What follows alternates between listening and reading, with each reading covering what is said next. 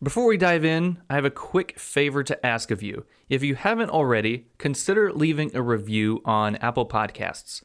More reviews, whether that's a 5-star review or a written review, help us show up higher in the search results so more and more people can listen to the Farm Traveler podcast the more reviews we have. If you've already done that, or maybe you don't listen on Apple Podcasts, which is totally fine, consider sharing an episode with a friend or family member that you think might enjoy a certain episode. We now have a backlog of almost 100 episodes of great conversations with farmers, ranchers, entrepreneurs, and a whole bunch of other people in the food and agriculture space. So consider sharing one of those episodes. And as always, if you want to see more of our content, go to thefarmtraveler.com.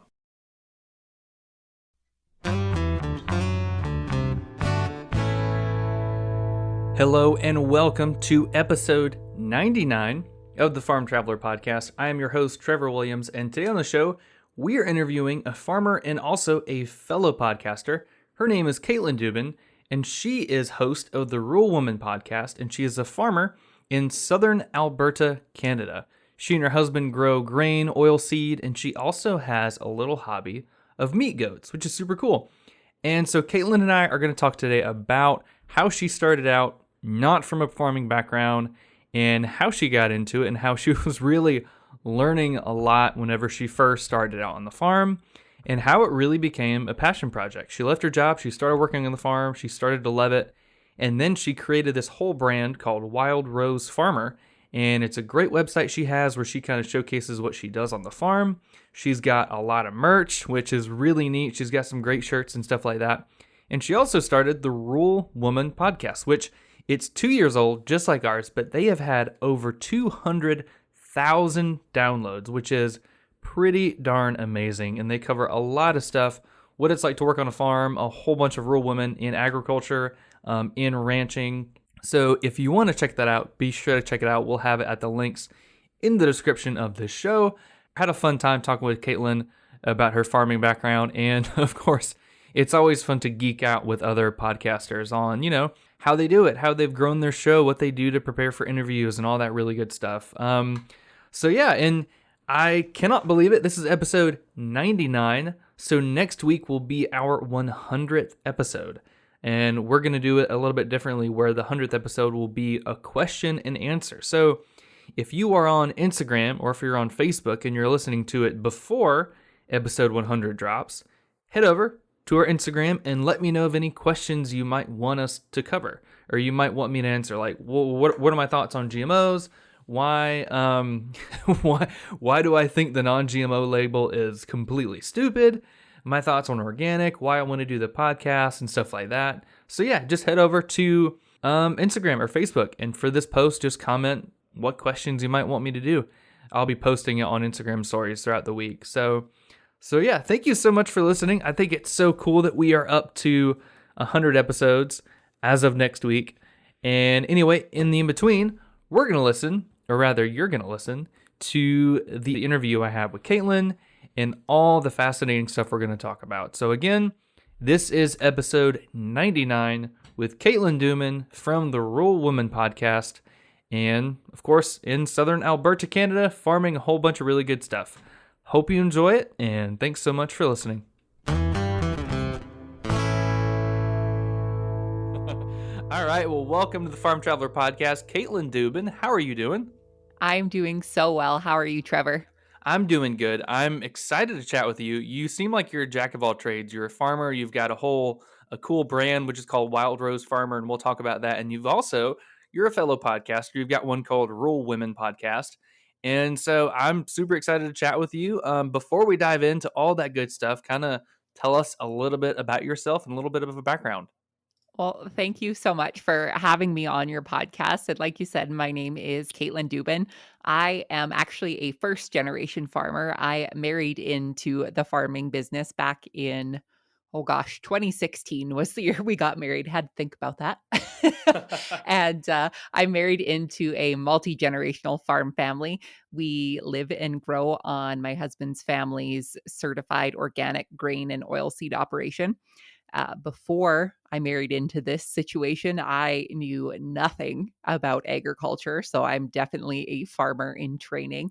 And I grew up not far from where our farm was, but some days it feels like it is a long ways away from where I came from and where I started. So I worked at a cushy 9 to 5 government job, and that is what my plan was to stay doing that while we got married. But through quickly, I found that farming wasn't just a job, it was an all encompassing lifestyle. So I like to say, Brene Brown calls it actually a mental breakdown slash spiritual awakening. I feel like I went through one of those very quickly after we got married. And then I ended up quitting my job and kind of jumping in with both feet into the farm life. That's awesome. So, I mean, what was going on there? Like, what kind of I'm sure that was a huge adjustment. I mean, not coming from a farming background and then marrying into it and working on the family farm. So, what was that whole switch like? I'm sure you felt like you were drowning at some point. So, what was that switch like? Yeah, absolutely. That's a great way to describe it. Um, it was honestly just a complete change, and like I said, I didn't grow up far from here, but it seems like just a completely different lifestyle. I grew up with a, pretty typical family. We ate dinner at 6 p.m. every weeknight and went to bed at a reasonable time, and on the weekends we would go camping or we would go to the lake or do whatever. And now I was in this lifestyle where things are controlled by the uncontrollables like the weather, the markets, all of the different things that I wasn't used to. And coming on to a fully operational farm and kind of trying to find my place in here, it was really difficult. And trying to, work my 9 to 5 job and then be able to rush out here and kind of try and help where I could. It was just really stressful. And I know there are so many people who, work full time and farm full time at the same time. And I give them all of the credit where credit is due because it was just so much for me to handle. And I didn't have any reference of what my life was supposed to look like and what I was supposed to be doing on the farm.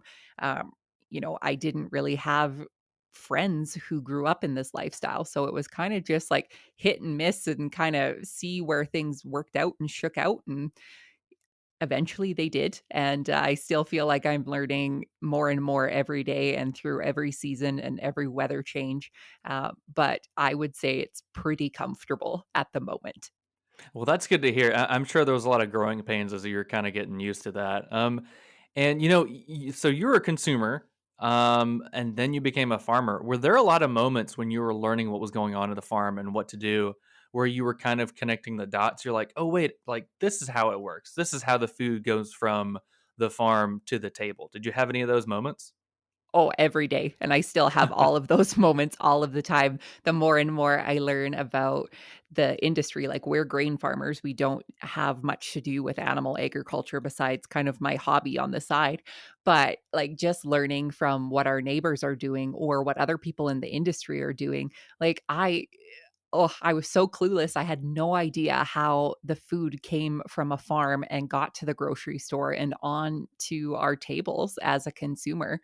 And I I feel like I'm kind of like I have the advantage over some multi-generational farmers who have done this for their entire lives and were born and raised by it. And I have the outsider's perspective of, I know what we don't know as consumers because I was a consumer. I still am a consumer and I'm still learning and figuring out different things from different industries. But it's a very interesting to be immersed in the agricultural lifestyle now that I'm a farmer and I'm growing the food versus just being the person who happily ate it before. Yeah, no, I can imagine. That's so cool. So, can you tell us more about you guys' farm? I mean, looking at your Instagram and your website, it looks like you guys grow grain, oilseed, and like you were talking about earlier, you have a hobby of raising meat goats. So, what all is your farming operation like? Right. Yeah. Well, our farm originally started, we've been trying to dig through the paperwork to figure out the exact year that that Duban farm started. And we believe it was 75 years ago. Justin's grandfather immigrated from the Ukraine and ended up purchasing this land here that we're currently still on. And it went through Justin's father's generation, and now Justin is managing and maintaining the farm. Um, we grow, like we said, a variety of grains and oil seeds, and we're certified organic. So this is, I believe, our third growing year as fully certified. So we do things a little bit differently than our conventional neighbors, but we're still growing safe food to feed the world, just as every other conventional farmer is doing as well. So some of the crops that we're growing this year, gosh, there's a lot of different things. What we're mostly known for and what people typically kind of slow down and when they're driving by our fields is our hemp fields, because they look a little different than the canola that's next to the neighbor. But yeah, we grow hemp, we'll grow pulses, rye, all of these kind of things. So just kind of a variety of stuff. We're not all just one commodity kind of thing. So That's cool. Yeah, I interviewed a lady. Her name is Alex, and she has a hemp farm in Colorado. And she was saying in our interview that they had people come by whenever they first started growing hemp. They thought it was a marijuana plant, and they would come by and they would steal the actual plants in their farm. So, has anything like that happened to you? oh yes, yeah, absolutely. That is I crazy. It's wild. And, but I'm thinking of it from a consumer standpoint, like when you're driving past and you kind of know what marijuana looks like, and you're Hmm. driving past and there's a gigantic field of it. It's kind of alarming. It's like, what are these people doing over here? Because really, like, we're surrounded by corn and canola and wheat. Like we're the only hemp farmers in this neck of the woods right here. So it's kind of alarming to drive by. Oh, I can imagine. That's so funny. So, we've talked with farmers on this show here in the U.S. about how they get the whole organic process, how they're like quote unquote certified organic. So, you're in Southern Alberta. So, how exactly does that work with Canadian agriculture? Like, what steps do you have to go through in order to be certified organic?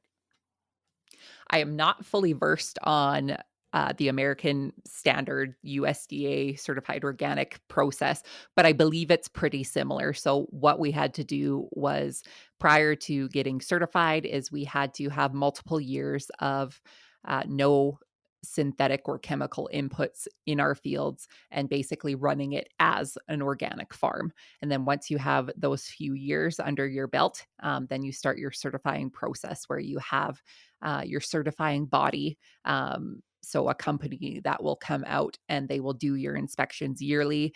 They will check your fields. They will check your shops and underneath the sink to make sure you don't have your jug of Roundup there, and just kind of go through. And honestly, it's a lot of paperwork. If I'm being truly honest, you know, you're not putting in chemical inputs that are not approved by your certifying body, and you're doing a lot of paperwork.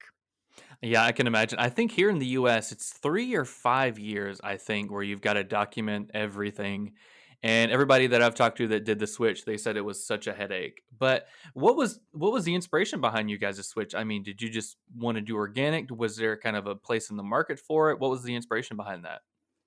I will give all of that credit to my husband. He is, I say, the mad brains behind the operation, and soil health and,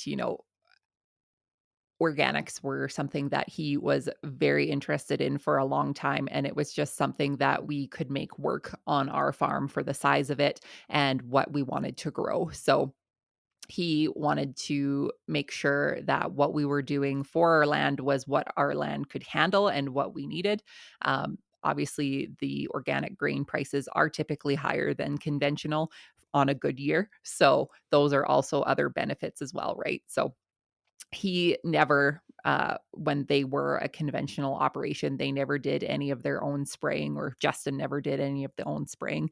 It's just things that he didn't want to handle and things that he didn't want to deal with. So we always had to hire out sprayers or anything like that. And because of the size of our operation, we're not the smallest and we're not the biggest. So we were kind of last in line when it came to the custom workers coming out here to do it. So it kind of, like, with all of those factors, it just kind of added up to something that we could make work on our operation. And we've been doing it ever since. Hey, well, there you go. I mean, do you guys, is it easier? Is it harder? Is it more worth it? I mean, since you've been doing it for a few years now, what are your kind of honest opinions about it? So I would say that it is a lot more labor and a lot more work than I would say conventional.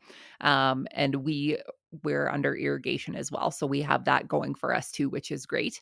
But it is definitely more labor intensive. So once we have the seed in the ground, and whether we had to do any spring field work before that, once it's seeded, we're able to irrigate, which is great. But then we have to keep an eye on if, the crop is growing faster than the weeds are, or if there's a different weed that's there that's going to wipe out this crop versus that crop. Like, typically we start seeding in April, and sometimes we're not done until mid-July, and we have a very short growing season. So we're planting, and sometimes we're having to rip it all up and do replant and that kind of stuff. And then just keep an eye on it and make sure that we do the best we can and make sure that the soil is staying healthy meanwhile, and hopefully we get a good harvest out of it. Yeah, that's not bad. I mean, that's pretty good feedback, and that's kind of what I've heard from a lot of people, that it's labor intensive, but I mean, it's pretty much worth it. And I mean, once you start doing it, it's hard to stop. That's what it sounds like. Right. Um, so what about your hobby? I love goats. I think they're super cute. My wife is addicted to them, especially the cute little baby goats. So, what was the whole inspiration behind doing your little meat goats thing? Oh gosh, your wife and I, we are the same, all of the baby goats. And I'm happy to hear, Trevor, that you also are on team goat, as I like to call Absolutely. it. Honestly, it was just something that I love animals, and I'm an animal lover, and I just thought, like, what can I do to have kind of my own thing on the farm? And meat goats are quite popular in our area. And so I kind of just started doing my research, and I bought books, and I went to the university on Google of how to raise a meat goat and all of the things. So my husband was super supportive. He was like, yeah, try it out and see if you like it. And so the first year I ended up purchasing two young withered goats, and I loved them so much. They were so great. And then I decided I should get a few more because the grass had grown too tall for these two little goats to eat. So yeah, it was really successful. The first year I raised 5 boar goats, and they were all sold at auction. At that point, I don't know if they were sold for meat or if they were sold to another farm. I was probably too emotional at that point to even know where they went. So I always say that they are my livestock. Their purpose is for meat, but I raise them with the respect and love as a pet. So I don't know if that makes me a real farmer or not. I think it does, because I think a lot of farmers and ranchers have that love for their animals, maybe not as fond as I do, but so yeah, that was a good first experience. And the next year I ended up raising a variety of 10 goats, and I had 2 bottle calves, which was also another learning experience for me. Last year, I took a break due to COVID. And Mm. this year, I am just like stalking the internet trying to find my next victims of goats on my farm. That's funny. Yeah. So starting out with two and then 10, and then you've got the calves in there too. That's Right. funny. I'm sure there was a lot of learning whenever you're trying to figure that out. And I've never raised livestock. I never grew up on a farm. My grandpa had a catfish operation, but I mean, we didn't really pet the catfish or anything. They're not cute and cuddly. But I had a lot of friends that they had show steers or show pigs, and they would get really attached to them. And then, of course, come fair time, it would get pretty emotional because they had to say goodbye to them. So I think that does make you a farmer whenever you get super attached to your livestock. I mean, you form those relationships with them, even though they're gonna go into the whole processing system. But I mean, if you're taking care of them, you're treating them well, you're doing it for the better. I think so too. And the way that I look at it, and when I was raising them, I was giving them the very best life possible, and they were going to have one no good, very bad day. And, whether that was directly from my farm or they were going on elsewhere to either breed or to get fatter there, whatever it was, but they had the best life that they could on my farm. And honestly, the first time I direct sold live goats from the farm and they were going to processing, um, I, although I was really sad, I don't think I've ever been more proud to know that what I did and the work that I did was directly going to feed a family in my community. Oh, gotcha. That's awesome. Yeah. I mean, it's all about giving them a happy life. And then, like you said, the one really bad day. That's a really good point. I like that. So moving on, I want to talk about your Wild Rose Farmer brand because that seems super cool. You've got, I mean, that's your Instagram handle, Wild Rose Farmer. That's your website. What was kind of the inspiration behind all that? I mean, you've got a cool website, you've got merch. What started that? What started that was back when we got married, my Google searches of what to do while you're a farm wife or what you're supposed to be doing as a farm wife kinda led to me sharing my own story and my own journey. So, I started my Instagram page, back in 2017, I think it was, and I just started sharing my story and trying to connect with other women in agriculture because, like I said, I didn't have any personal friends who I was close with that, had anything to do with agriculture. So I wanted to connect with other people and other women specifically in agriculture. And it kind of just grew from there. I started a blog and just kind of started sharing my stories and what I was doing and um, just kind of just showed up as who I was and who I am and wanted to kind of just connect with people through agriculture in that way.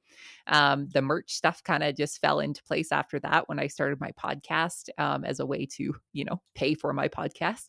And just kind of all has grown organically through the years, I guess now. I think it's been close to 4 years that I've been sharing online.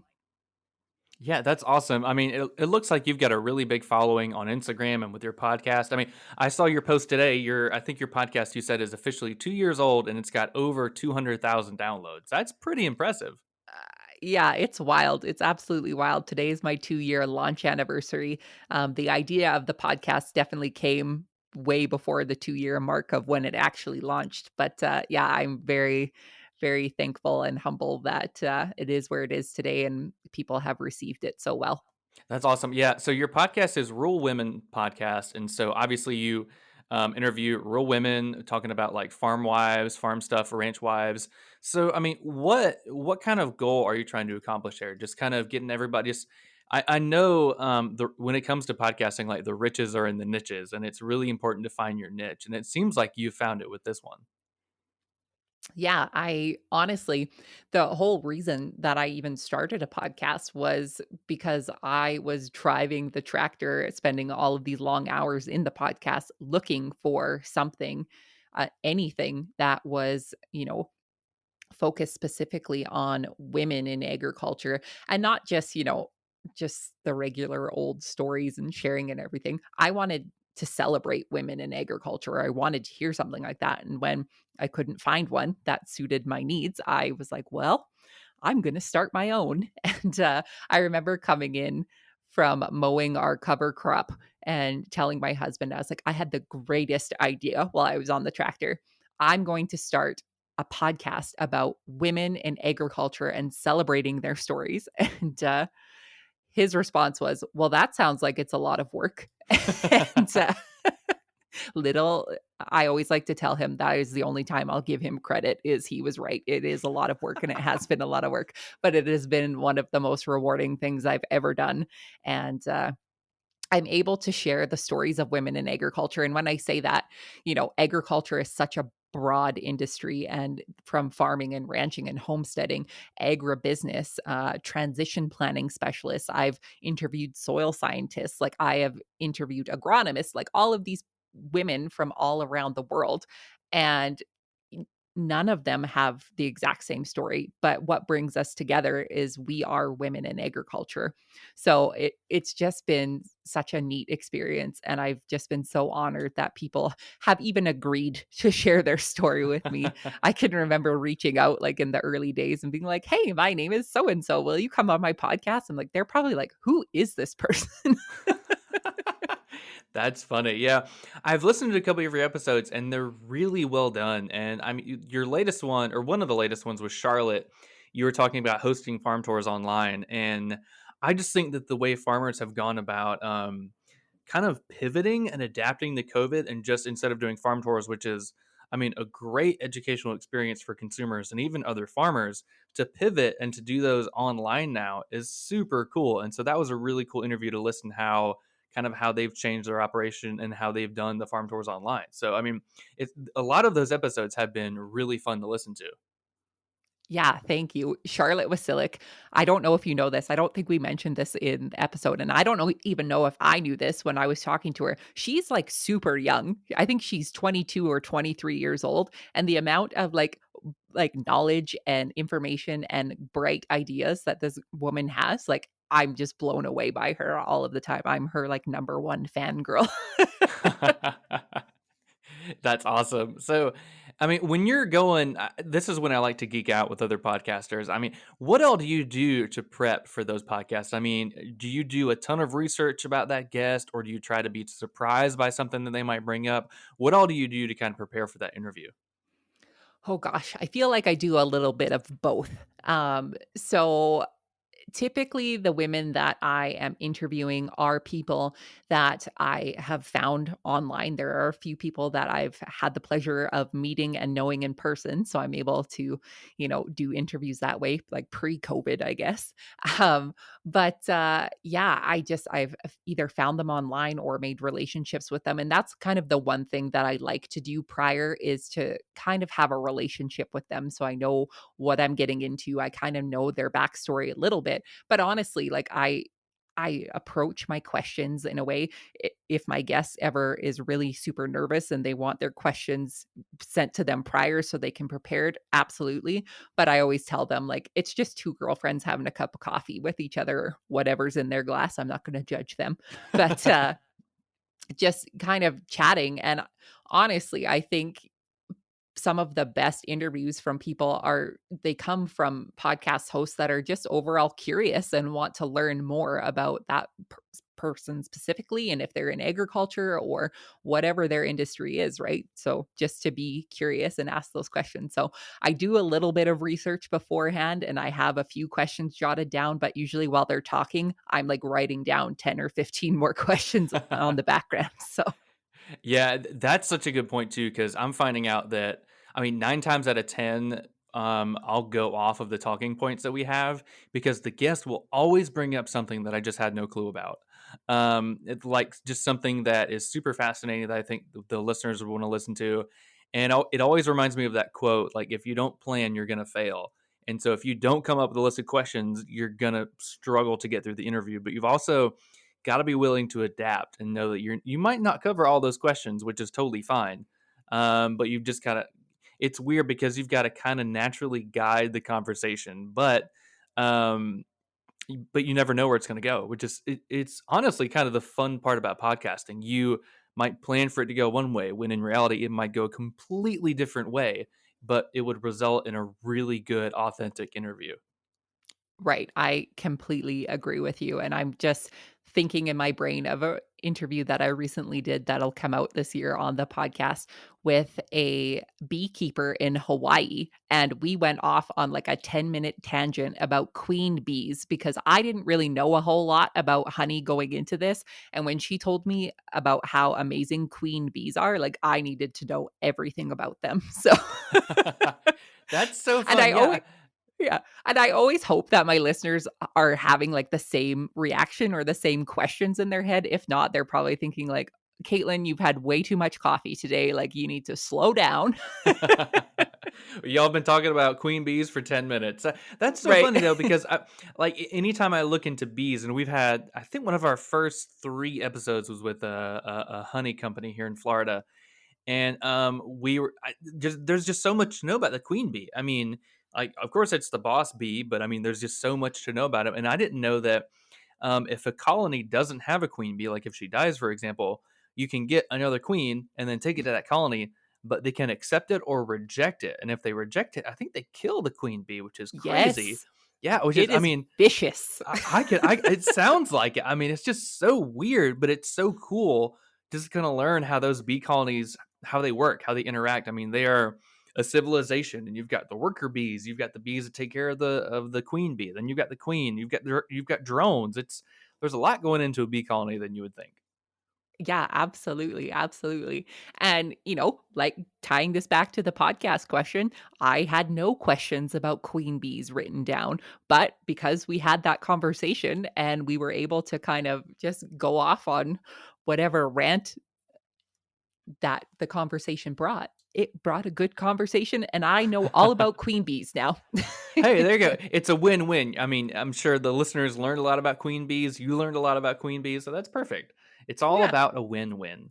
Um, exactly. so I've got to pick your brain because with the whole farm traveler thing and the podcast and the brand, I'm trying to build it up, and it seems like you know what you're doing.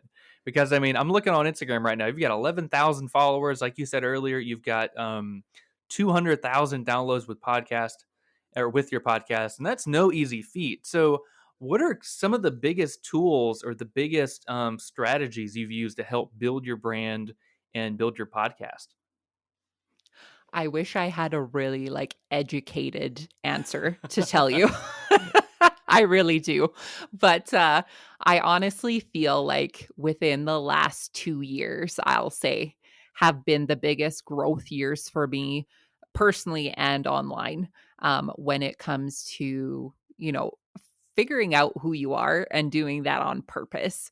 And I don't know if that makes sense, but, just showing up as your authentic self. And I think, there's a lot of people who are on Instagram or on social media and they are trying to be something for everyone, or they're trying to, you know, get to the 10,000 swipe up or, you know, any of those things. And my honest opinion on that is that those numbers, they're vanity metrics and they really don't matter. When you show up and you are your true authentic self, then the people who want to be there will be there. It's not just a number, that these are people and you're building relationships with them. So that's been something that's really been important to me the entire time that I've been sharing my story online. But I would say specifically over the last 2 years is building those relationships and building those connections with women and people in agriculture, to kind of build a bigger community and to be there to support one another, whether, that's through hard times or to celebrate with people. I think it's really easy to, be there for somebody when things are hard. But I think people need to understand, like, you need to be there for them too when things are going good and they want to celebrate. There's no need to be jealous of what somebody has or because you don't have it. I think it's just being there to celebrate with somebody too. And those are the types of relationships that I've built. I have a group of women. I have my cheerleaders. And I think those are the most important things to me. And, the numbers follow and the downloads follow after that. So, like I said, I would like to give you a step by step instructions of how to do it, but that's kind of the back end answer is just show up as yourself and eventually the rest will follow. No, I mean, those are still really, really good points. And I mean, the longer I've been doing this, I mean, whenever I started, I was like, my wife can attest to this. I would always strive for perfection because I wanted it to be perfect. And I mean, that's not going to work. Like, nothing you can do is going to be absolutely perfect. Like you said, like, you've got to be your authentic self. And I mean, when I'm doing a post, I want that post to be perfect. I want the podcast to be perfect. And that's something I've been trying to get better, just be more authentic and just have good content and just kind of relate more with the audience. Cause I mean, every time I kind of get down about numbers, which my wife kind of reminds me again, she's like, hey, you've got like 400, 500 people to listen to you every week. And they're like friends, family, people you've never met. And I'm like, you know what? That's a really good point. I mean, like, somebody's taking time out of their day to listen to what you have to say. And it doesn't matter if it's 10 or 10,000, you need to take that, don't take it lightly and just kind of take that as a big responsibility. And I mean, in your last point, like, I took some notes of what you're saying. Be there for when they're successful and don't be jealous of their success. I think that's really big. I mean, when somebody wins, especially in the ag industry, I think we all win because we're all trying to get a message out there. That farmers and ranchers are just trying to do so much and they aren't given really the time of day by a lot of people. And I mean, if one brand or if one podcast wins, that's really a success for all of us. So those are really good bullet points. I really like those. Those are good advice. Thank you. And yeah, like I have quoted this saying many times, but egg needs to support egg. Mm, And, like you said, when one of us wins, we all win. And it doesn't matter if we're conventional or organic or whatever it is. Our industry is small in the grand scheme of things, and celebrating each other's wins and being there for each other when you need a shoulder to cry on or any of that, it's always good. So I always say, like, support your neighbors. Egg mm. supports egg, all of the I, good things. I like that. That should be a shirt. Ag supports ag. Do you have that Well, as a shirt already? I do. I do. Yes, that's perfect. You can get yourself one. I'll send you one. That's so fun. Yeah, I experimented a few months ago making Farm Traveler shirts, and we've sold, I think, about 30 so far, and they're super soft, and I love them. And now I've got a Farm Traveler hat. And one time I went to Lowe's, and I had a Farm Traveler hat and T-shirt on, and I was like, "Is this too much? Am I being too extra? This is totally unintentional, but I feel like a walking billboard right now." Oh, that's awesome. I love it. I have a kind of a new line of merch coming out really soon. I have the samples sitting on my desk and I'm really excited about them. So I always like, I love good farm swag, and, like you said, like walking around like a traveling billboard. That's awesome. You should do that. You should celebrate your soft t-shirt and your hat in the Home Depot and everywhere. Oh, absolutely. That's so funny. That's such a good point. All right, so last question, and I love to ask this to everybody. What are your thoughts on the farmer consumer relationship? Is it good? Is it improving? Does it need a lot of work? What do you think about that relationship right now in 2021? Oh boy. Oh boy. Sometimes sometimes I feel like my opinion on this differs a little bit from other people, and some people don't like this opinion, and I've learned to accept and be okay with that. So, my opinion, coming from a first generation farmer who was a lifetime consumer, I think that overall it is improving. And I think that conversations like this um improve, the conversation and having an audience wider than agriculture itself. Um, but one thing I have to say and nitpick about agriculture communicating to consumers is I really get crusty when farmers and ranchers and anybody in agriculture says that we are educating the consumer, because I'm just like, why? Like, why do you have to use the word educating? And again, like I said, I'm just crusty about it. I don't think that the consumer wants to be educated. I think they want a story shared with them. I think they want to be able to connect the story of where their food comes from with the person behind it. So what we can do is we can go on Facebook or we can go on Instagram and just show what we're doing. I'm not sitting you down in a classroom and getting the blackboard behind me and showing you a diagram of whatever it is that I'm doing on the farm. I'm just simply showing you what I'm doing, and whether that's mowing the stubble down on the cover crop, or if I'm, you know, rotating where my meat goats are grazing, or, whatever it is, right? Like, I just think that storytelling should be over educating. And I think some people don't like that. And I'm okay with that, like I said.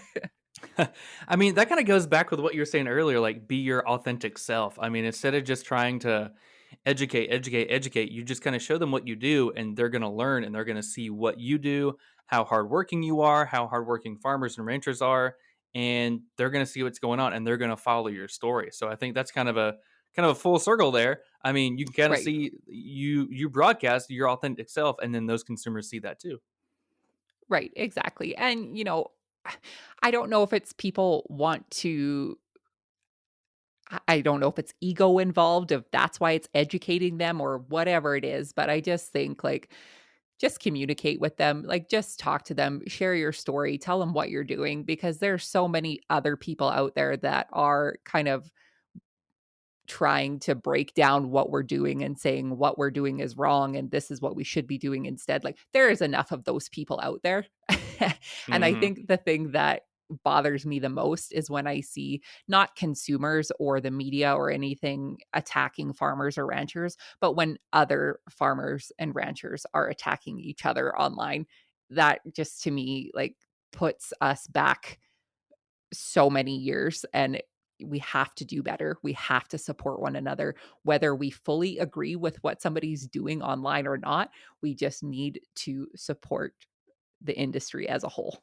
I like that. Yeah, I used to get on Twitter a lot, and especially with Twitter, there'd be a lot of infighting in agriculture about like what people are producing content wise, or even just fights about like why they're growing organic or why they're growing GMOs and stuff like that. And so, I mean, I think the less infighting and the more together we are in ag, I think the better it's going to be. And like you said, again, you're so good with the catchphrases.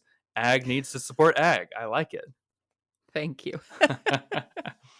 Well, Katelyn, this has been super, super fun chatting with you. If people want to follow you, see what you're doing, check out the Wild Rose Farmer, your website, the podcast, where all can they go to kind of follow you, follow your story, and see what's going on? Well, thank you so much, Trevor. This has been so fun chatting with you.